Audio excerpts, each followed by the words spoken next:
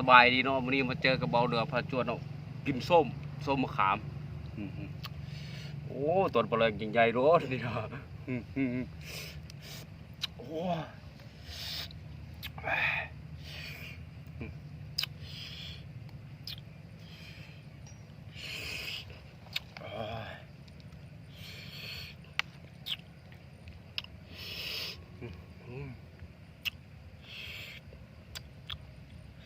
ปลาแดก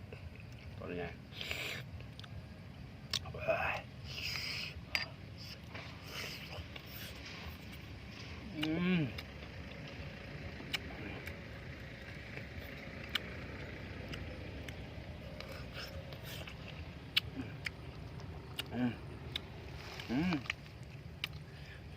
มาเลยเฮ้ยกินกันพันในภาคอีเดินเนาะเอาเห็ดลงไปเครื่องด้วยพอโอ้ย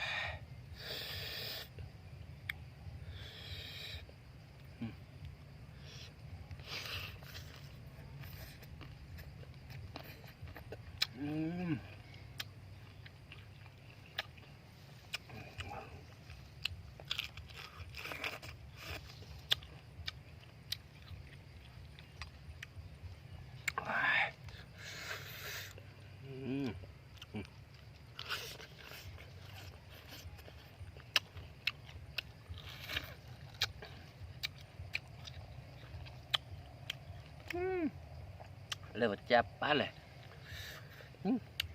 จับปลาแดกได้เป็นตอนปลาแดก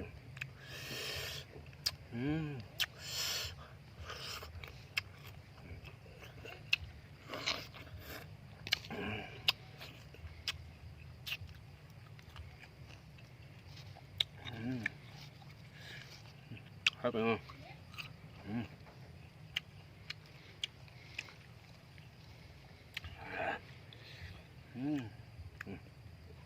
ไปเนาะ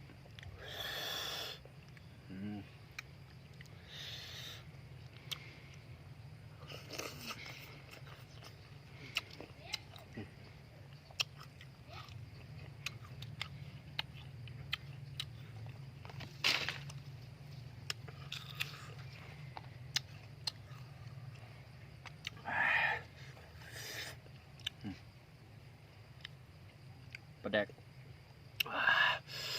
ปลายางมาเด้อจับแตะเถอะดิ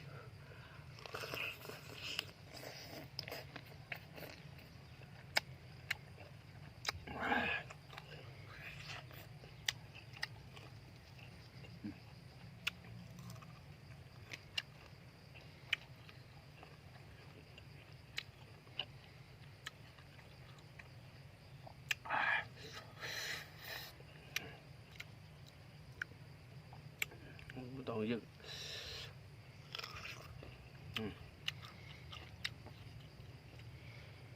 จับซื้อไปแล้ว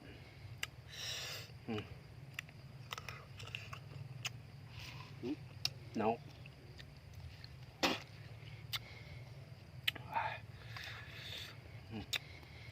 พันเซฟอีเดินเนาะ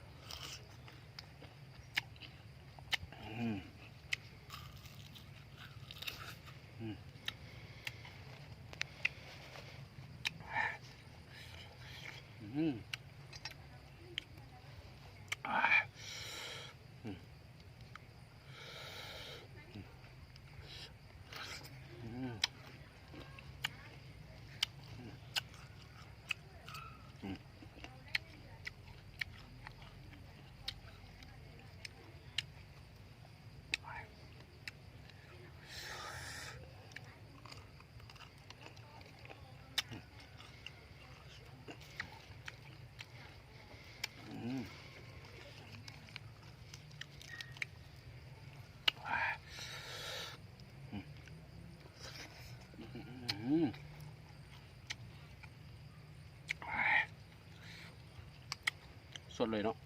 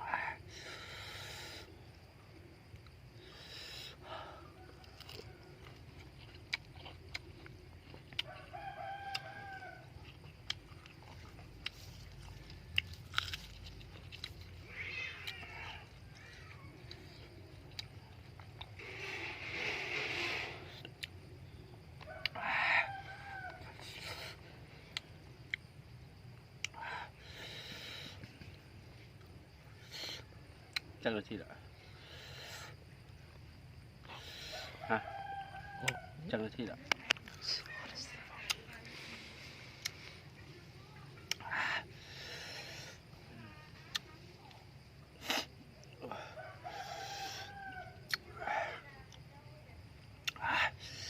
โอ้โหเผ็ด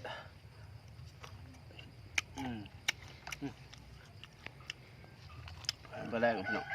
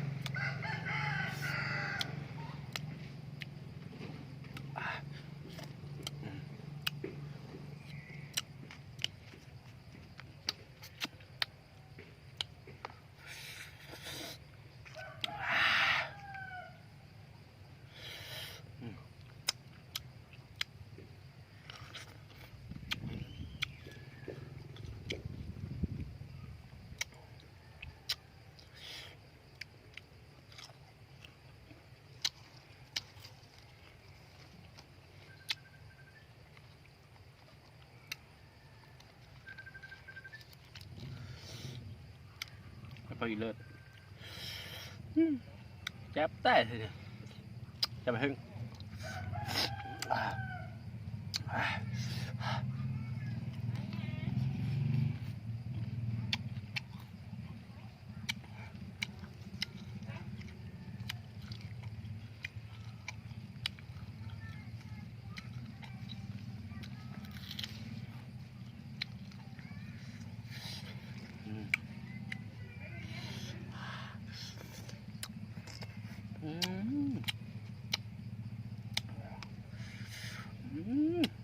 แซ่บแท้สิ